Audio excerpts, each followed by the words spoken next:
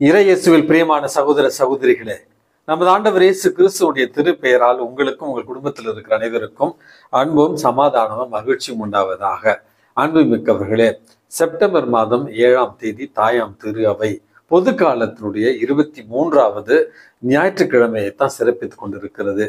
இன்றைக்கு நமக்கு கொடுக்கப்பட்டிருக்கிற 3 வாசகங்களும் சீடத்துவம் என்றால் என்ன, சீடத்துவம் எப்படிப்பட்டதாக இருக்க வேண்டும், அந்த சீடத்துவத்திற்கு அவசியமாக இருப்பது என்ன என்பதை பற்றி தான் நமக்கு தெளிவாக எடுத்துரைக்கின்றன. முதல் வாசகமானது சாலமோனினுடைய ஞான நூலிலிருந்து நமக்கு கொடுக்கப்பட்டிருக்கிறது. அன்புமிக்கவர்களே, இஸ்ரேல் மக்களுக்கு இருந்த அரசர்களில் பிரபலமானவராகவும் ஞானமிக்கவராகவும் கருதப்படுபவர் சாலமோன் அரசர். ஆனால் இன்றைக்கு நமக்கு கொடுக்கப்பட்டிருக்கிற அந்த முதல் வாசகத்துல இறைவனுடைய ஞானம் மனிதர்களுடைய அறிவை விட உயர்வானது அப்படின்னு சொல்லி இறைவன் தருகிற அந்த ஞானமே நமக்கு வாழ்க்கையில மிக முக்கியமானது. அந்த இறை ஞானம் என்பது தூய ஆவியானவர் வழியாகத்தான் நமக்கு கிடைக்கின்றது என்பதை மிக தெளிவாக இன்றைக்கு நமக்கு எடுத்துரைக்கிறது. அன்பு மிக்கவர்களே, தூய ஆவியானவருடைய கொடைகளின் கனிகளின் வாயிலாக இறைவனுடைய ஞானத்தை நம்ம பெற முடியும். ஆகவே நம்முடைய கத்தோலிக்க கிறிஸ்தவ வாழ்க்கையில மிக அடிப்படையாக இந்த மண்ணுலக வாழ்விற்கு இருக்க வேண்டியது இறைவனுடைய ஞானமே. அந்த இறைவனுடைய ஞானம் தூய ஆவியானவருடைய கொடைகளாலும் கனிகளால் மட்டுமே கிடைக்கும் என்பதை தெளிவுற சொல்லுகிறது. அப்படி என்றால் இன்றைக்கு நாம் காணுகிற சூழல் என்ன? பல குடும்பங்களில் இன்றைக்கு பொருளாதார சிக்கல், இன்னும் பல குடும்பங்களில் உறவு நிலைகளில் சீர்கேடான ஒரு நிலை, இன்னும் பல குடும்பங்களில் தொழிலில் முன்னேற்றம் இல்லாத ஒரு நிலை, குடும்பங்களில் அமைதி இல்லாத ஒரு நிலை, இன்னும் சில குடும்பங்களில் நோய் மற்றும் எதிர்பாராத விபத்துகள் காரணமாக குடும்பத்தில் இன்றைக்கு முடங்கி போயிருக்கிறோம். இப்படிப்பட்ட ஒரு மனச்சுமை அல்லது மன அழுத்தம் நிறைந்த இந்த ஒரு காலகட்டத்துல தான் சாலமோனின் ஞான நூல் நமக்கு சொல்லித்தருகிற அடிப்படையான வாழ்க்கை தத்துவம் என்பது தூய ஆவியானவருடைய துணையை நாம் தேட வேண்டும். அன்புமிக்கவர்களே, குடும்பங்களில் நம்ம குடும்ப ஜெபம் ஏறெடுக்கிறோம், ஜெபமாலையை ஜெபிக்கிறோம், பல நேரங்களில் நம்ம ஆராதனைகளில் பங்கு பெறுகிறோம். தூய ஆவியானவருடைய கொடைகளும் கனிகளும் நம்முடைய தனிப்பட்ட வாழ்விற்கும் குடும்பத்திற்கும் கிடைக்க நாம் மன்றாடுகிறோமா என்கிற அடிப்படையான கேள்வியோடு நம்முடைய திருமுழுக்கின் வாயிலாகவும் உறுதி பூசுதல் வாயிலாகவும் தூய ஆவியானவருடைய கொடைகளும் கனிகளும் நமக்கு நிரம்ப கிடைத்திருந்தாலும் அதை புதுப்பிக்கிற வகையில தூய ஆவியாரிடத்துல ஒவ்வொரு முறையும் நாம் ஜெபித்து மன்றாட வேண்டும். நம்முடைய உள்ளத்துல தூய ஆவியானவருடைய ஞானம் நமக்கு கிடைக்க வேண்டும். நம்முடைய உள்ளத்துல இருக்கிற அச்சம், பயம், சந்தேகம், எதிர்நோக்கற்ற ஒரு சூழ்நிலைகள் எல்லாம் மாற வேண்டும் என்றால் ஒவ்வொரு குடும்பத்திலும் தூய ஆவியானவரை அழைத்து அவருடைய கொடைகளையும் கனிகளையும் பெற்றுக்கொள்ள இன்றே முயற்சி செய்வோம். அன்புமிக்கவர்களே, நமக்கு வசதிகள் எல்லாம் இருந்தாலும் மனதுல ஐயம், மனதுல சந்தேகம், மனதுல குழப்பம், மனதுல அச்சம் இருந்தால் நம்முடைய வாழ்வு நலமாக இருக்காது. இந்த அச்சத்தை போக்குகிற தூய ஆவியானவர் நமக்கு தேவை என்பதைத்தான் இந்த சிறுகதை மூலமாக உங்களுக்கு நான் எடுத்து சொல்லுகிறேன்.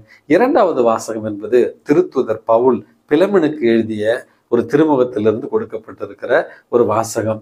இதை திருமுகம் என்று சொல்றதா? ஏனென்றால் ஒரே ஒரு சாப்டர் தான், ஒரே ஒரு பிரிவு தான் இதில் கொடுக்கப்பட்டிருக்கிறது. ஆக்சுவலா உண்மையை சொல்ல வேண்டும் என்றால் இது ஒரு பரிந்துரை கடிதம். ஒனேசிமு என்கிற ஒரு அடிமை பிலமனுக்கிட்ட அடிமையாக இருக்கிறார். அவர் தப்பித்து பவுலடியாரத்தில் சென்று அவருக்கு பணிவிடை செய்கிறார். பவுலடியார் ஒனேசிமு என்கிற அந்த அடிமையை பிலமனிடத்திலே திரும்ப அனுப்புகிற ஒரு பரிந்துரை கடிதம் தான் இன்றைய 2வது வாசகம். அதுல ஒனேசிமுவை அடிமையாக இருந்தாலும் தன்னுடைய இதயம், தன்னுடைய மகன், தன்னுடைய பிள்ளை அப்படி என்று ஒனேசிமு அடிமையாக இருந்தாலும் கிறிஸ்துவினுடைய பார்வையில் அவனுடைய மகன் என்னுடைய அடிமை அல்ல, மாறாக என்னுடைய இதயம் என்னை ஏற்றுக்கொள்வது போல ஒனேசிமுவையும் ஏற்றுக்கொள் அப்படி என்று உலகத்தினுடைய பார்வையில ஒனேசிமு அடிமையாக இருந்தாலும் கிறிஸ்தவ பார்வையில் அவன் உன் சகோதரன், என்னை ஏற்றுக்கொள்வது போல அவனை ஏற்றுக்கொள் என்று கிறிஸ்தவ அன்பின் மற்றும் ஒரு பரிமாணத்தை தான் இன்றைய 2வது வாசகத்துல நம்ம வாசிக்கிறோம். 3வது வாசகமான நற்செய்தி வாசகம் லூக்கா நற்செய்தியிலிருந்து கொடுக்கப்பட்டிருக்கிறது. 3 பகுதி இருக்கிறது. திரளான மக்களை பார்த்து நமது ஆண்டவர் இயேசு கிறிஸ்து அவர்களை சீடத்துவத்திற்கு அழைக்கிற முதல் பகுதியும், 2வது பகுதியில கோபுரம் கட்டுகிறவர் அதற்கான நிதிநிலையை சோதித்து ஆராய்ந்து விழிப்புணர்வோடு கட்ட முற்பட வேண்டும் என்கிற 2வது உவமையையும், மூன்றாவது பகுதியில போருக்கு செல்லுகிற அரசன் அந்த போருக்கு செல்வதற்கு முன்பாக சரியான மதியோடு சரியான விழிப்புணர்வோடு போருக்கான ஆயத்தங்களையும் எதிராளியினுடைய வலிமையையும் அறிந்து கொண்டு போரிடுவது போல ஆயத்தமாக இருக்க வேண்டும், விழிப்பாக இருக்க வேண்டும் என்று சொல்லி சீடத்துவம் என்பது உண்மையாகவே இயேசு கிறிஸ்துவுக்காக தன்னலத்தை துறந்து சிலுவையை சுமந்து கொண்டு இயேசுவை பின்செல்ல வேண்டும் என்கிற அழகான கருத்தையும், அதே நேரத்துல சீடத்துவத்துல துறவு நிலையில நாம் அனைத்தையுமே இயேசுவுக்காக விட்டுவிட வேண்டும். நம்முடைய உயிரை, நம்முடைய பெற்றோர்களை, நம்முடைய உறவுகளை, நமக்கு இருக்கிற சொந்த பந்தங்களை, நமக்கு இருக்கிற செல்வங்களை அனைத்தையும் துறந்து விட வேண்டும் என்று சொல்லப்படுகிற வசனம் என்பது இயேசுவை அனைத்திற்கும் மேலாக நம்ம கருத வேண்டும் என்கிற அழகான செய்தி தான். ஆகவே இந்த நற்செய்தியை வாசிக்கிற நேரத்துல என்ன ஃபாதர் இது, அம்மா அப்பாவெல்லாம் வெறுத்துட்டு என்னை பின்செல் அப்படின்னு இயேசு சொல்லுகிறாரே, அப்படி என்றால் நம்முடைய பெற்றோர்களை வெறுக்க வேண்டுமா அப்படி என்கிற அடிப்படையான ஒரு கேள்வி எழலாம். அது அல்ல அன்புமிக்கவர்களே. அனைத்திற்கும் மேலாக இயேசுவுக்கான முதலிடத்தை நம்ம கொடுக்க வேண்டும் என்பதைத்தான் இந்த நற்செய்தி வாசகம் நமக்கு தெளிவுற சொல்லுகிறது. என்னுடைய வாழ்க்கையில 2 நபர்களை நான் சந்தித்திருக்கிறேன். முதலாம் மாணவர் மிகப்பெரிய ஒரு ஐடி கம்பெனியில வேலை செய்து கொண்டிருந்தவர். இயேசுவுக்காக அனைத்தையுமே துறந்து விட்டு சமீபத்துல தான் 2 மாதங்களுக்கு முன்பாக அவர் குருவாக திருநிலைப்படுத்தப்பட்டிருக்கிறார்.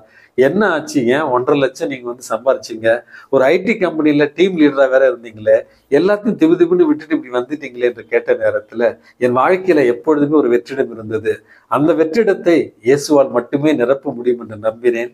இயேசுவுக்காக அனைத்தை விட்டுவிட்டு நான் இன்று வந்திருக்கிறேன். என்னுடைய இதயம் முழுமையாக இருக்கிறது, மகிழ்ச்சியாக இருக்கிறது அப்படி என்று சொன்னார். அதே போல ஐடி பணியிலிருந்து வேறொரு நண்பரும் இந்த குருகுலத்திற்காக வந்தார்.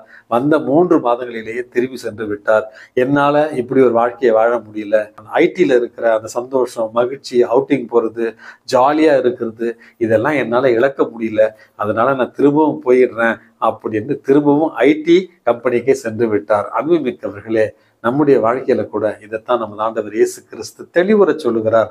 இயேசுவை நம்ம தேர்ந்தெடுக்கிற நேரத்துல மற்ற அனைத்தையும் வெறுத்து விட நமக்கு இறைவன் அழைப்பு கொடுக்கவில்லை. மாறாக அனைத்திற்கும் மேலாக இயேசுவை அன்பு செய்ய வேண்டும் என்கிற அழகான செய்தியைத்தான் நமது ஆண்டவர் இயேசு கிறிஸ்து இன்றைக்கு நமக்கு தருகிறார். ஆகவே இந்த மண்ணுலகில நமக்கு உறவுகள், செல்வங்கள், நண்பர்கள் அனைத்தும் இருந்தாலும் அதை ஆசீர்வாதமாக கருதி அனைத்திற்கும் மேலாக இயேசுவையே நிலையான நிரந்தர நித்திய செல்வமாக ஏற்றுக்கொண்டு மகிழ்ச்சியோடு இயேசுவை பின்பற்ற அன்றாட சிலுவைகளை சுமந்து தன்னலம் துறந்து இயேசுவினுடைய சிலுவையை சுமந்து கொண்டு அவரை பின்பற்ற இன்றே முயற்சி செய்வோம். எல்லாம் அல்ல இறைவன் தந்தை, மகன், தூய ஆவி உங்களையும் உங்கள் குடும்பத்தில் இருக்கிற அனைவரையும் நிறைவாக ஆசீர்வதித்து பாதுகாத்து வழி நடத்துவாராக. ஆமேன்.